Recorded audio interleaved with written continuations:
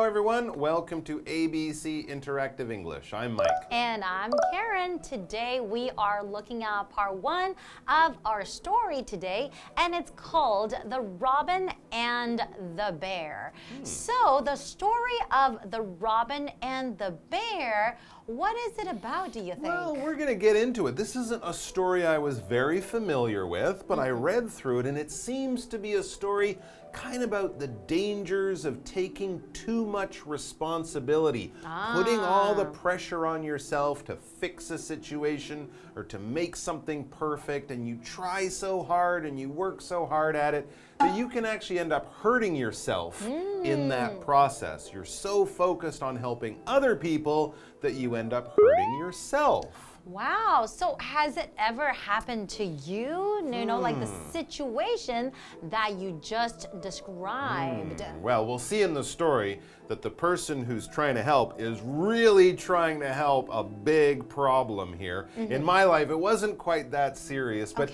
it did remind me of a birthday I had not long ago, earlier this year. And I wanted to plan a little party, but then a friend wanted to make it a bigger party, and I said, okay. And all the planning and all the organizing and sending the invitations and changing things because people couldn't get there on time and all of that stuff.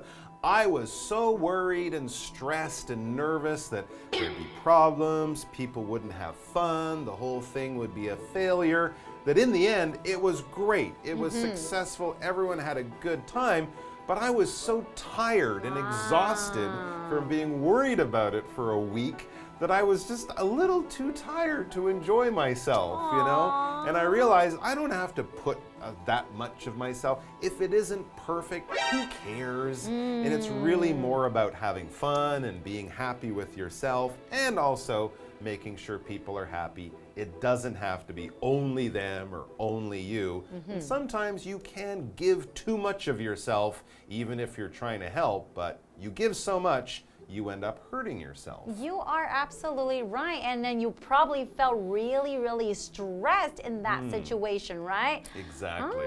So maybe that's what we'll see in this story. So let's get into it.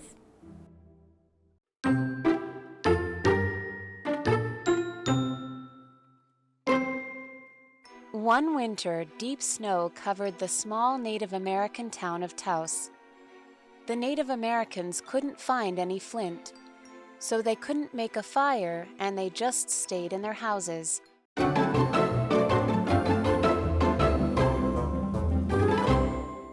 All right, so let's get into part 1 of our story, The Robin and the Bear. Now, these are two types of animals, so maybe we should briefly explain what kinds of animals robins and bears are. That's right. Okay, robin is a noun. Robin is a kind of bird. It's a North American bird, and that has a grayish back, and their chest part is a little bit red. They have like a reddish chest with grayish back. And they're quite tiny. They're not very big. So how about a bear? I think bear is more common, right? A lot of people know what bears are. That's right. Robins are cute little birds that live in trees. Bears are giant, scary animals that will eat you. Well, they don't usually eat you, but they could. Bears are a type of mammal. They're really, really big. Some of the biggest animals in the world. In fact, polar bears are one of, I think, the biggest meat-eating animal in the world. Polar bears are white and live at the North Pole. Everyone knows that. We also have grizzly bears, brown bears, black bears, panda bears, which are not scary and quite cute. And then other things, I think like a koala bear that's not really a bear. That's right. And then, of course, there's cute teddy bears. But generally, when we think of a real bear in nature, they're quite big, they're very strong, big teeth. They could eat people, but generally they eat nuts and fruit and they like smaller honey animals, as well, right? honey. They eat almost anything, and they're also famous for sleeping a lot during the winter. And that is when our story starts. So we have a little robin and a big bear, and it's the middle of winter. So let's see what's going on. It says, one winter, deep snow covered the small Native American town of Taos. Okay, so it's the middle of the winter, the coldest months of the year in the North In this case, though, we're in Taos, I think, which is in what is now New Mexico in America. Normally a warm place, but even in the winter up in the mountains there, it can get cold. Snow will fall from the sky, and of course the snow builds up and it covers things. If you look out of your window after a big snowstorm, you might not even be able to see cars or things. You might not be able to see the street because everything is covered with this fresh layer, this fresh blanket of snow. Okay, well, let's continue. What's going to happen next? The Native Americans couldn't find any flint, so they couldn't make a fire, and they just stayed in their houses. So they couldn't find any flint to start a fire. So a flint basically means a kind of like rock that you can use. Usually you use it to hit against maybe steel or something like metal to start a fire. It creates a spark. So you want to do that, but they could not find flint, right? That's right. So these people are very, very cold. It's the middle of winter. They don't even have fire to warm themselves up. Life is not good, and it could get very dangerous. We'll find out what happens after the break.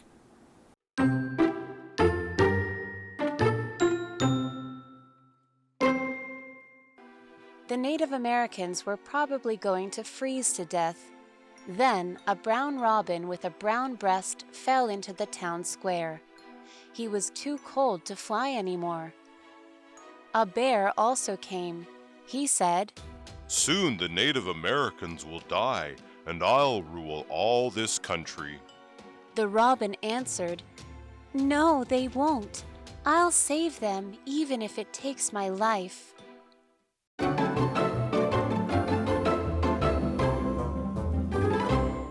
Welcome back, everyone. So before the break, we know that we're now in winter and it's very, very cold and snow is covering basically everywhere, right? And the Native Americans, they want to find flint to start fire, but they couldn't find any. So they just want to stay in their houses to keep warm, right? Yes, absolutely. But even if you're inside your house, if the temperature goes down low enough or for long enough, you can still be in great danger. As it says, the Native Americans were probably going to freeze to death. This is not good. If your body is too cold for too long, yes, you can die. You can freeze to death. To freeze is basically to kind of become like ice. But of course, with people, we would die long before that happens. So this is a very dangerous situation. So they need some help. Well, where does that help come from? Next it says, then a brown robin with a brown breast fell into the town square. Oh my gosh, this poor little bird. I mean, a robin is probably smaller than my hand. It's a little brown robin with a brown breast. That just tells you that the feathers, the color of the feathers on the bird are brown. And I guess this bird was so cold, it couldn't fly. He fell into the town square. And yeah, it says he was too cold to fly anymore. I don't think I've seen a bird fall from the sky, but I do remember in Canada occasionally seeing birds just sitting in a tree, shivering, not moving for hours and hours, and you would worry that maybe they were too cold to fly and could freeze to death. It's very sad. You are right, especially when the temperature is very, very low. Maybe it's like minus 20 degrees Celsius. It will be very, very cold for anybody or any animals, right? So we have our next vocabulary word here. We have the robin, right? We said the brown robin with the brown breast. And breast is a noun. Breast, you're referring to the front of the bird's body and usually right below the neck, in which we can also say the chest part as well. So that, what would you say? We were talking about the robin and they have the red breast, right? Yeah. But the robin that we have in the story has a brown breast. That's true. It's a different color from the robins we would normally expect to see. So we're not sure why that is, but let's keep reading to find out more. We also mentioned there that the bird, the robin, the cold robin, fell from the sky and landed in the town square. A square, of course, is a shape, right? A shape with 4 sides. Yes. All the sides are equal on each side. But we can also use this to talk about an area inside a city, usually a very open area. You might have a statue or a fountain in the middle. There would be buildings all around it, but this area is kind of open. Sort of like a park,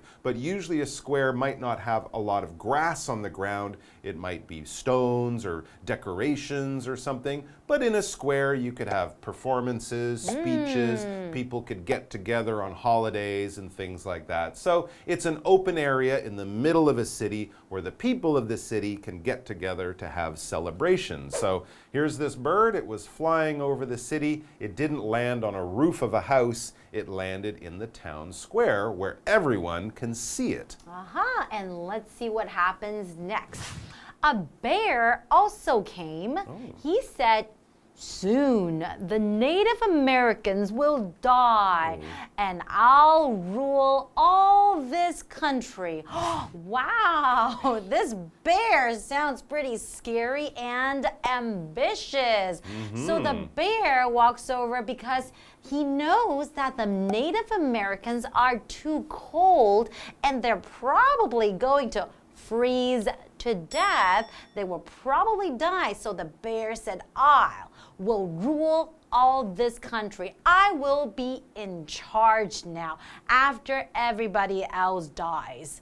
Interesting. So I guess sometimes the Native Americans hunt the bear. Sometimes the bear chases or eats the people. But in this case, the bear is thinking, they will all die, they will all leave, maybe I'll get to eat some of them, and then I'll be the most powerful animal here. No one will be able to beat me.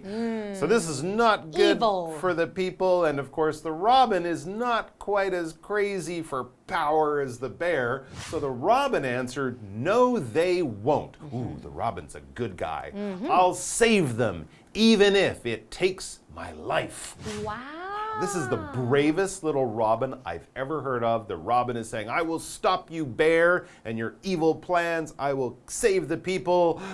So the robin's going to have to find fire. That's I think true. that's really what the robin has to do. You are right. So he said, I will save them, right? So save, to save somebody, that is a verb. To save or something, it just means to keep something from harm. You don't want the thing or the person that you're saving to get hurt or to be in danger. So in this case, the robin wants to save the Native Americans, right? Yep. But we don't know how the robin is going to save the Native Americans. Find fire, make everyone hot chocolate, move them all to a warmer part of the country. You're right. It's going to be hard for a little bird to save all the people. Okay, but starting the fire sounds easier. I believe in the robin, and hopefully you guys too. And whatever happens, definitely come back to join us for more tomorrow, because we're going to find out how this story continues.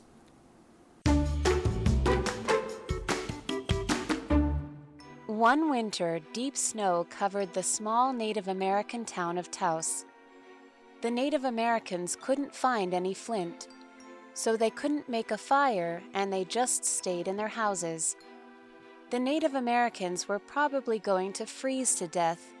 Then a brown robin with a brown breast fell into the town square. He was too cold to fly anymore. A bear also came. He said, Soon the Native Americans will die, and I'll rule all this country. The robin answered, No, they won't. I'll save them, even if it takes my life.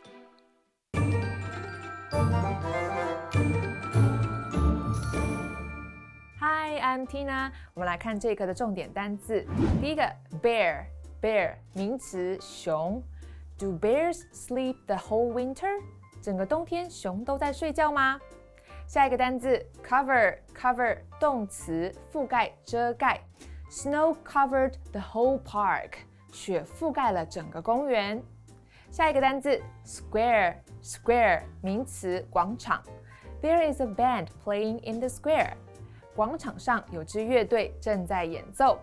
最后一个单字 save 动词，拯救、救助。The doctor saved Ellen's life. 那位医生拯救了 Ellen 的性命。接着我们来看重点文法。第一个 make a fire 生火。我们来看看这个例句。What do we need to make a fire? 我们需要哪些东西来生火呢？下一个文法 freeze to death 冻死。动词加 to death 是怎么样致死的意思。freeze 指的是冻僵、冻结，它的三态是 freeze, froze, frozen。Death 是一个名词，指的是死亡。我们来看看这个例句 ：Some homeless people froze to death last winter. 去年冬天，有些游民冻死了。Homeless 指的是无家可归的。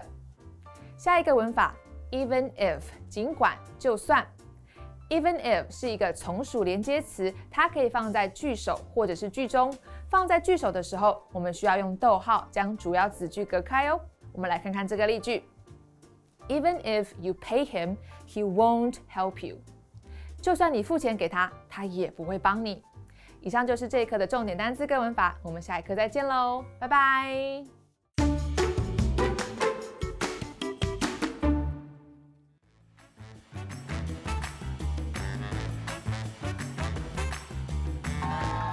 Hi, I'm Josh. And I'm Kiki. Today we're going to be playing Word Drop, where we have 3 cards with words or phrases on them that we haven't even looked at.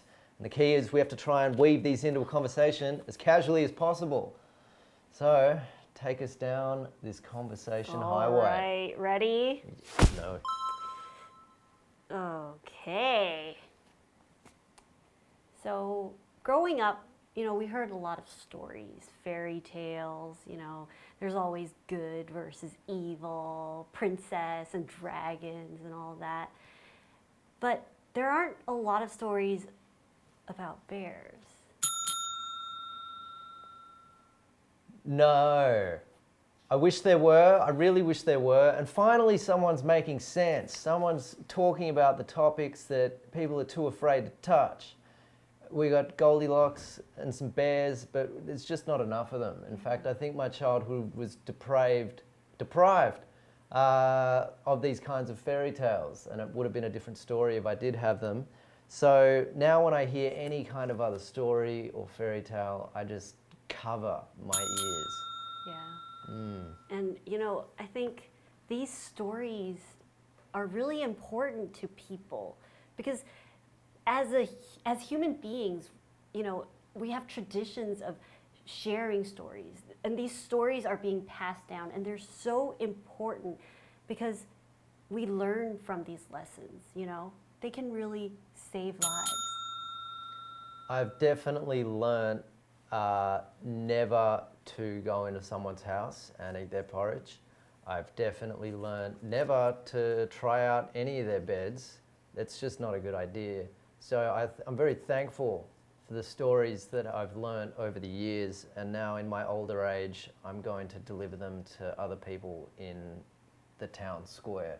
Mm-hmm. Yeah, and going into the bears' homes, trying out every single bed, finding that right bed to sleep in, Some were just too hot to sleep in or too soft, and if she didn't find the right bed, she would really freeze to death.